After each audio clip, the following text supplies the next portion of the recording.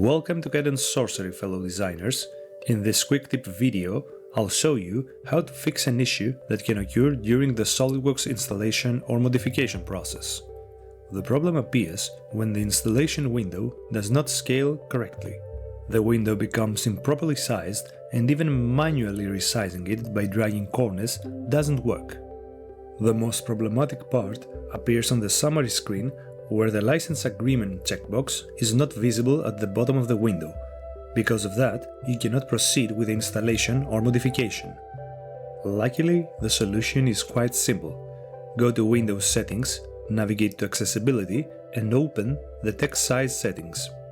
By lowering the text size back to 100%, the issue should be resolved. After applying this change, you should be able to see the checkbox, accept the terms, and continue with your SOLIDWORKS installation. At least this was the solution that worked for me. If you face the same issue, I hope this quick tip was useful. Don't forget to hit the like button and subscribe to my channel for more SOLIDWORKS content.